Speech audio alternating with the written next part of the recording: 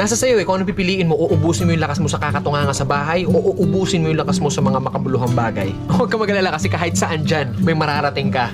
Alam mo na yun.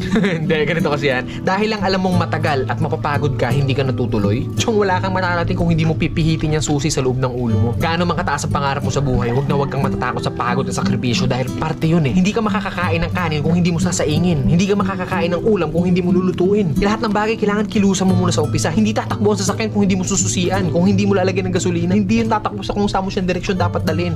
Kailangan kumilos ka. Kailangan ng lakas mo para marating mo kung ano yung gusto mong marating sa buhay. Kasi kung hihiga ka lang dyan, wala mangyayari talaga sa'yo. Hindi pa pwede na inaasal natin lahat sa Diyos na parang nasa Diyos, Diyos. Lagi kong idadasal sa Diyos. Hindi pa pwede yun. Sabi nga nila, di ba, nasa Diyos ang awa, nasa tao ang gawa. So depende yan sa'yo kung ano yung gusto mong kilos. Sabi nga, work smart, not hard. Hard work yung ginagawa mo, pero sablay naman yung mga diskarte mo. Wala rin mangyayari, di ba? Smart move yung ginagawa mo, pero swabe lahat. Kailangan mo lang talaga gamitan ng tamang isip at tamang puso sa lahat ng bagay. Ang pangarap, parang nagtatanim ng puno. Malaki pangarap mo, malaking puno yung kailangan mo itanim. Hindi naman pwede maghukay ka ng mababaw lang. Hindi naman pwedeng konting tubig lang yung ididalig mo dyan. Kung gusto mo ng malaking puno, malaking trabaho ang kapalit nun. At nasa sayo yun. Then pag nagbunga na yun, hindi pa pwede na hayaan mo na lang bumunga yan dyan. Hindi, kailangan pa rin ng maintenance. Ganun din sa atin. Kung ano yung marating natin, nandoon na tayo sa taas, hindi pa pwede na halalan-tutay ka na lang doon sa taas. Pag hindi mo diniligan yung puno, magbunga man siya isang beses lang and then sa susunod hindi na ulit. Ganun yung pwede mangyari pag pinabayaan natin kung ano man yung narating natin sa buhay. Mawawala lahat sa'yo. Sayang yung oras. Oras kasi ilang oras lang ang binigay sa atin dito sa mundo. Depende sa atin kung saan natin yun nilalaan. Huwag ka matakot sa pagod kasi yung pagod isang tulog lang yan. Bukas